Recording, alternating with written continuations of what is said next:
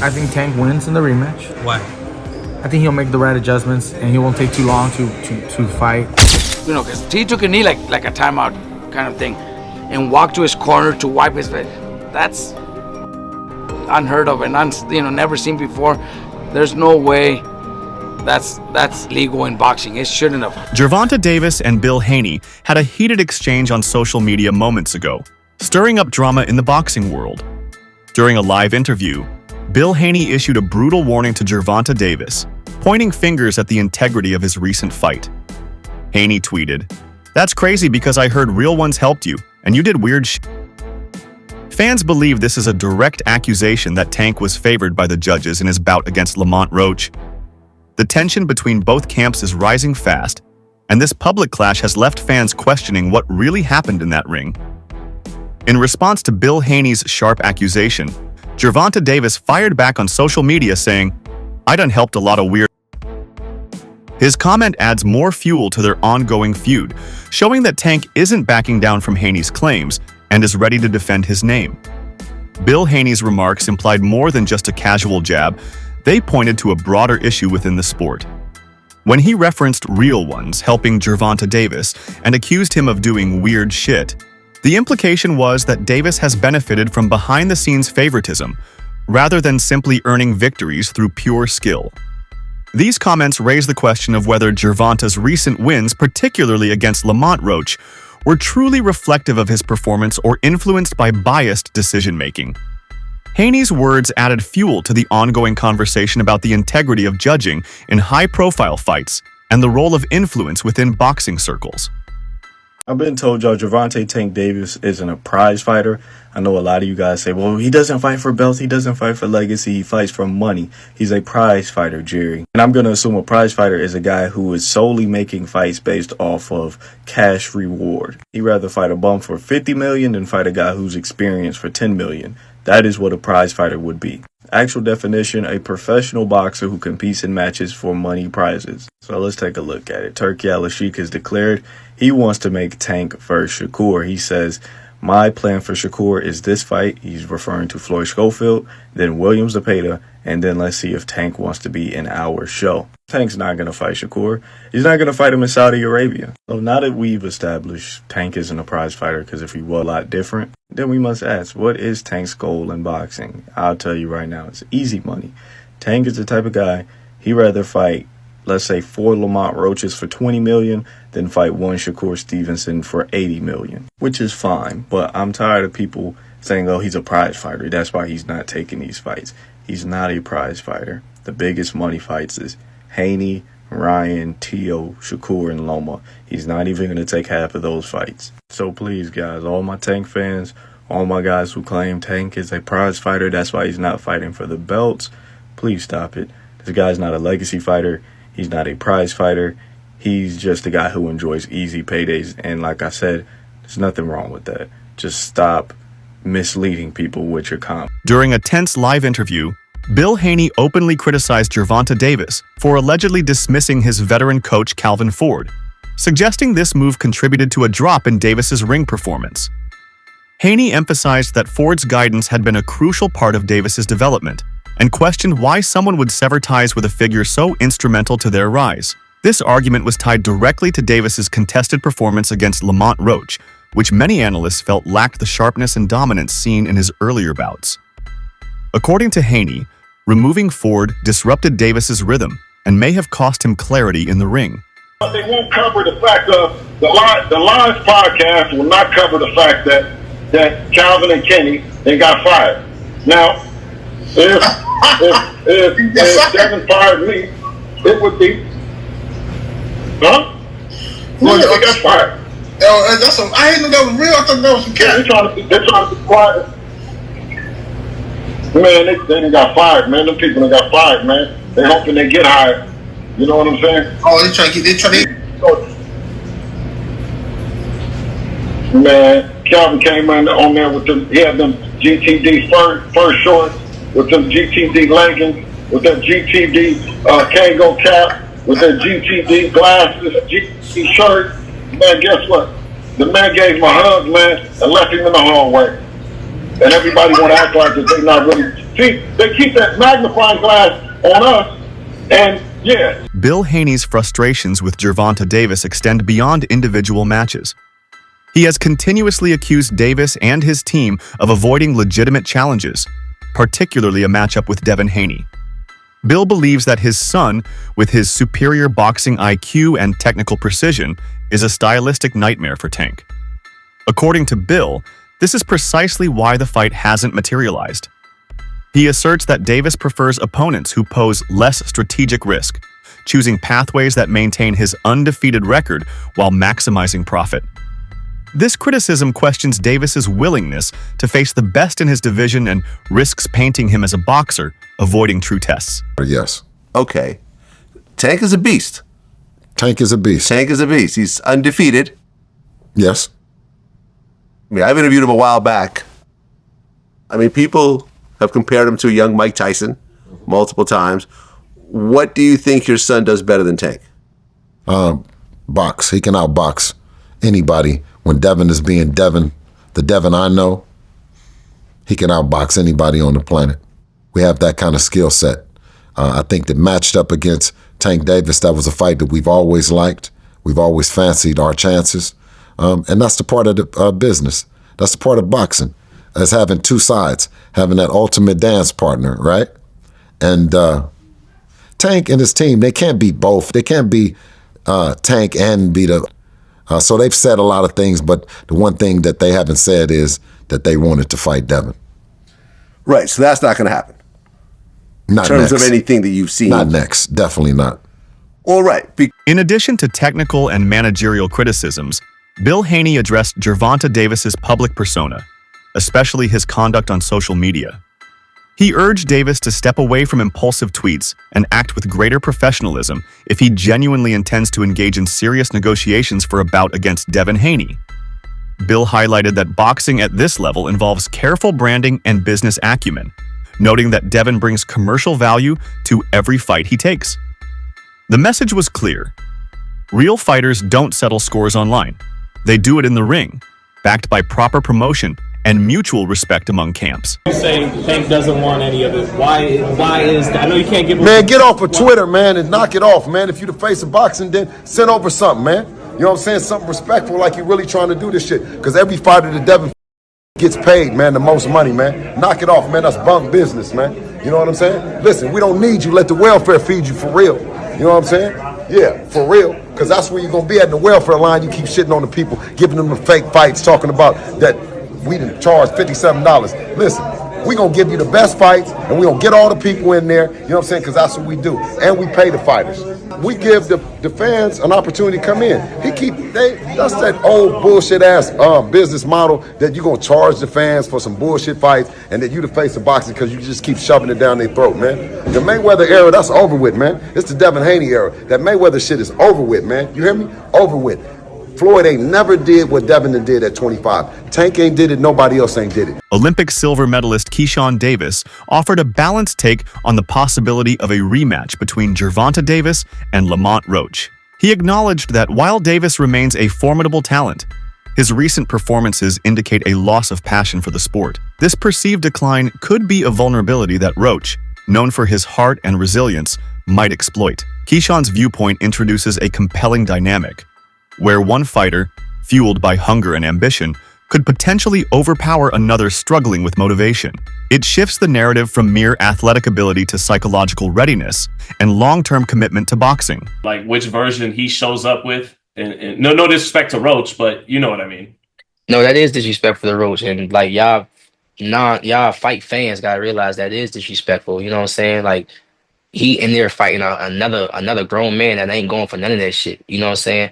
And you don't think Roach is gonna come with another game plan or something better or this, that, and third. So when they had a rematch, are y'all still gonna say, oh, Take's still not his full self ever since he fought whatever? You know what I'm saying? Like, nah, like Roach is a hell of a fighter. He proved he was a hell of a fighter, so he need to get that credit. He's a hell of a fighter. I don't know who's gonna win that rematch. I honestly feel like Tank is, or he lost the love for the sport and he's no longer hungry anymore. Well, that's what I was getting at. Yet you got Yet you got a guy that's just super hungry and never had no attention, now getting all his attention, and now he get around two of his attention. Is like shit. That's kind of hard to beat. You know what I'm saying? But at the end of the day, Tank is he's still a great fighter. You know what I'm saying? So that's what I'm saying. It's 50-50. And to your point, we were saying, okay, he lost love of the sport. I don't really think Canelo got. The first bout between Gervonta Davis and Lamont Roach did not conclude without dispute. Observers from across the boxing world questioned various decisions made during the fight, most notably, an incident in the 9th round. Critics argued that Davis's actions, specifically taking a knee, should have been ruled as a knockdown. Referee Steve Willis's choice not to issue that call became a focal point of debate. The incident sparked discussions on how high-profile fighters are sometimes given the benefit of the doubt, and whether such moments reveal cracks in the integrity of officiating at elite levels of boxing. And should it have been a disqualification? Look, it could have easily been a disqualification too, or a referee stops contest. Because look, there's no way a fighter could take a timeout and go get his, during the round. There's no way a fighter could say, okay, timeout, because he took a knee like a timeout kind of thing, and walk to his corner to wipe his face. That's fucking unheard of and never seen before. There's no way that's legal in boxing. It shouldn't have. When a fighter, we just seen it recently with Espinosa and Rubesis. Rubesis got hit with the right hand, and then he walks back and walks away.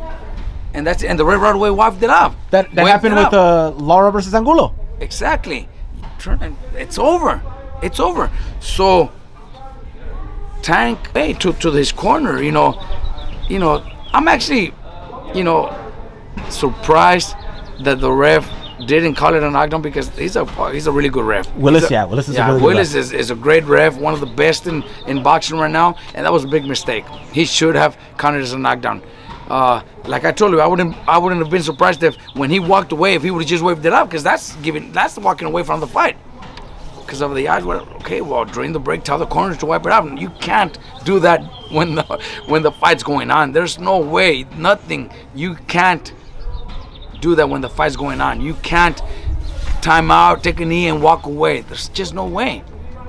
But it is boxing, and a lot of things happen in boxing. The aftermath of the Davis versus Roach fight was met with significant backlash from the boxing community.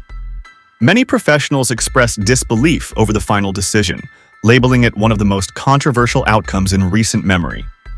The judges' and referees' performances were called into question, with accusations of inconsistency and a lack of accountability. For a sport already grappling with public trust, such decisions threaten to erode fan confidence further.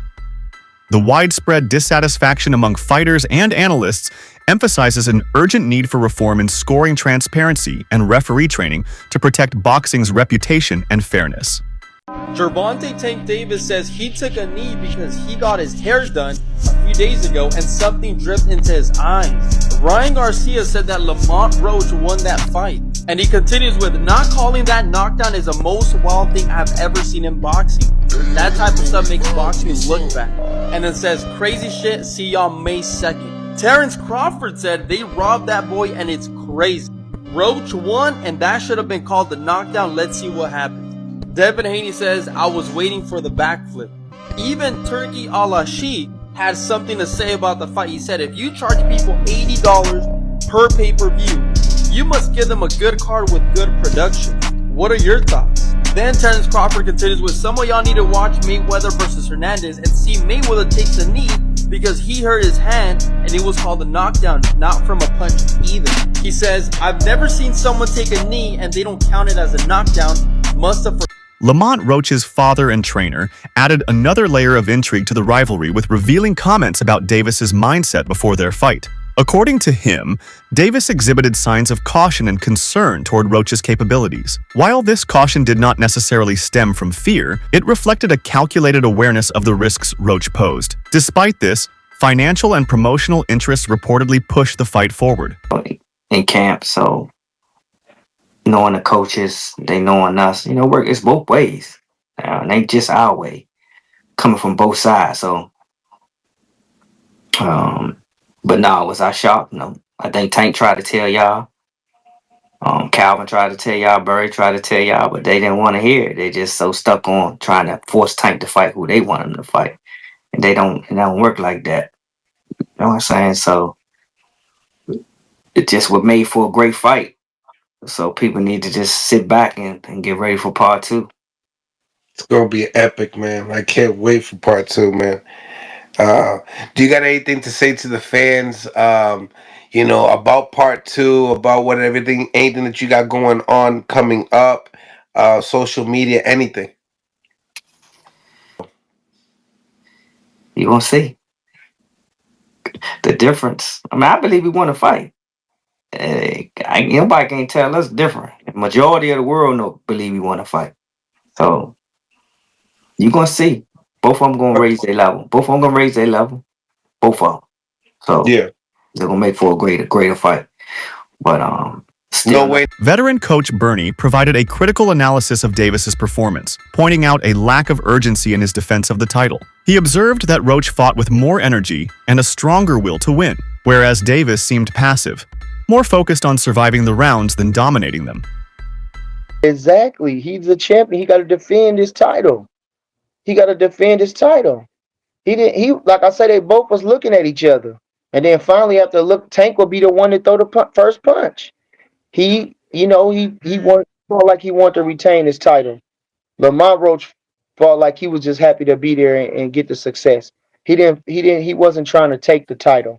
And I'm saying that even from the last round, the final 20, 30 seconds of the last round, he wasn't throwing no punches. He looked at him and got caught with a jab. You can't close the show with a guy like that, with a guy like Tank Davis like that. Now, if he'd have had a knockdown or something, like a real knockdown or something, maybe he feeling, but you can't ends. You can't, even if you're being active and slipping and sliding and something, he just standing there looking at him. I don't know. I didn't understand that. I don't understand why fighters sit there and look at each other for a long time. Change the angle. Keep a rhythm in your way. Snap a jab. Do a feint. Ain't no need of you standing there looking at no man for 20 seconds in a fight. That don't make sense. But so I think, like I say, Lamont Roach, he will be kicking himself in the ass that he didn't do more, but grateful that he did enough. George Kambosos Jr. joined the chorus of critics by zeroing in on a key moment in the Davis versus Roach fight, the knee incident. According to Kambosos, a fighter cannot voluntarily take a knee in a round without it being counted as a knockdown. The referee's failure to follow this fundamental rule left many questioning the consistency of officiating. Obviously, Lamont started giving him some work, and he looked good, man. I got to give respect to Lamont Roach. He proved a lot of guys wrong. I think he shocked Tank a lot with what he was able to bring. And again, we saw the controversy with the knee. To me, that's a knockdown. You can't just take a knee and decide to, go to your corner and get your face wiped. So, if that's a 10-8 round, Lamont wins the fight. So it's unfortunate, but that's the fight game. Hopefully they'll do it again and he gets paid, what he's worth. Have you ever seen anything like that in boxing before? A guy sort of just voluntarily. We've seen Floyd take a knee and be put on, take a knee, obviously into his corner, be put on the count. If we're allowed to start taking knees and run to our corners, well, I'm gonna start doing it too. If I as soon as I feel something, everyone will start to do it. But it's just not right. You're a warrior. Doesn't matter if there's grease in your eye, a bit of gel in your eye, or whatever excuse you want to use. I've been through wars where there's blood pouring in my eyes. In the Lomachenko fight, blood was pouring. I'm wiping it away. We've seen it with other fighters. So we don't get opportunities just to take a knee, go to our corner, wipe us up, and might as well have a coffee and have a laugh and then get back to action. It doesn't work that way. Shakur Stevenson added his voice to the anticipation surrounding the upcoming rematch between Davis and Roach, noting that the outcome could be far less predictable this time. He described Roach as a hell of a fighter, praising his improved defensive timing and mental fortitude. Stevenson emphasized that Davis must be fully prepared if he wants to avoid an upset, as Roach now has the confidence and tools to cause serious problems. His analysis raises the stakes for a rematch, suggesting that it won't just be a second chance, it might be the fight that defines both men's legacies. What do you think, considering you were one of the handful of people to pick Lamont Roach, giving him a tough fight. What do you I see think the it's rematch? dangerous for him to go back in there and fight Lamont. I think Lamont is a hell of a fighter. I can see that going left. So he better be on his A game. That's it for today's video. Stay tuned until next time.